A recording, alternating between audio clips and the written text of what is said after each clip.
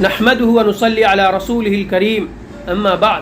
تمام اہل سنت والجماعت کا یہ عقیدہ ہے کہ انبیاء کرام علیہم الصلاۃ والسلام کے بعد صحابہ کرام رضوان اللہ علیہم اجمعین کی جماعت وہ مقدس، پاکیزہ، روحانی، با اخلاق، دین اسلام کے لیے اپنے آپ کو قربان کر دینے والی اور دین اسلام کی سربلندی کے لیے اپنا سب کچھ نثار کر دینے والی جماعت ہے کہ اس جیسی جماعت نہ صحابہ کرام سے پہلے روئے زمین پر پیدا ہوئی تھی اور نہ قیامت تک پیدا ہونے والی ہے. نہایت بدنصیب اور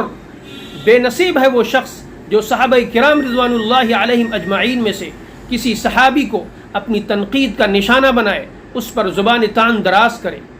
لیکن افسوس اور نہایت افسوس اس بات پر ہے کہ آج مسلمانوں میں سے ہی چند لوگ جو اپنے آپ کو پڑھا لکھا سمجھتے ہیں اور جن کے بارے میں سوائے اس کے کچھ نہیں کہا جا سکتا کہ اللہ انہیں ہدایت دے، اللہ انہیں صحیح سمجھ عطا فرمائے، وہ صحابہ کرام پر زبان تان دراز کرتے ہیں، صحابہ کرام پر تنقیدیں کرتے ہیں. خاص طور پر وہ حضرت امیر معاویہ رضی اللہ تعالی عنہ کو اپنی تنقید کا نشانہ بناتے ہیں، جن کے بارے میں اللہ کے رسول صلی اللہ علیہ وسلم نے دعا دیتے ہوئے فرمایا تھا اللہم اجعلہ ہادیا مہدیا واہد بہ. اور ایک بار باقاعدہ ان کا نام لیتے ہوئے اللہ کے رسول صلی اللہ علیہ وسلم نے دعا فرمائی تھی اللہم علم معاویۃ الکتاب والحساب وقہ العذاب. اور ایک بار اور دعا دیتے ہوئے اللہ کے رسول صلی اللہ علیہ وسلم نے فرمایا تھا اللہم املأہ علما، اے اللہ معاویہ کو علم سے بھر دے. اس کے علاوہ نہ جانے کتنی احادیث ہیں جو حضرت معاویہ رضی اللہ تعالی عنہ کی فضیلت میں وارد ہوئی ہیں. صحابہ کرام کو تنقید کا نشانہ بنانے والا یہ فتنہ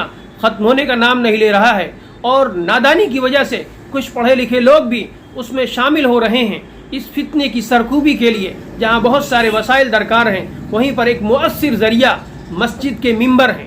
میں مساجد کے ائمہ سے گزارش کروں گا جن کے ذمے مساجد کے ممبر ہیں کہ ہمارے علماء کرام نے ایک زمانے میں حالات کو دیکھتے ہوئے جس طرح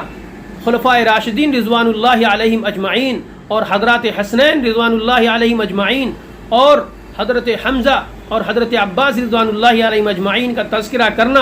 اور صحابہ کرام کی فضیلت پر احادیث پڑھنا خطبے کے اندر ضروری سمجھا تھا، اور انہوں نے اس طرح کا خطبہ تیار کیا تھا جس سے ان حضرات کا تذکرہ خطبے کے اندر آ جائے اور عشرہ مبشرہ رضوان اللہ علیہم اجمعین کا تذکرہ خطبے کے اندر آ جائے. آج ضرورت اس بات کی ہے کہ دوسرے خطبے کے اندر خاص طور پر حضرت معاویہ رضی اللہ تعالی عنہ کا تذکرہ کیا جائے اور ان کی فضیلت میں جو احادیث وارد ہوئی ہیں ان میں سے ایک دو حدیثوں کو ضرور خطبے میں پڑھا جائے تاکہ امت ان کے فضائل کے بارے میں اپنے کانوں سے سنے اور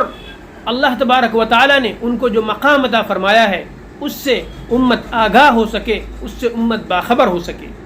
اس فتنے کی سرکوبی کا یہ بڑا مؤثر ذریعہ ہے اور اگر اس پر عمل کر لیا جائے تو انشاءاللہ چند ہی دنوں میں یہ فتنہ اپنی موت آپ مر جائے گا. اللہ ہمارے دلوں میں صحابہ کرام کی عظمت پیدا فرمائے اور صحابہ کرام سے محبت کرنے والا ہمیں بنائے اور صحابہ کرام کے نقش قدم پر چلنے والا ہمیں بنائے.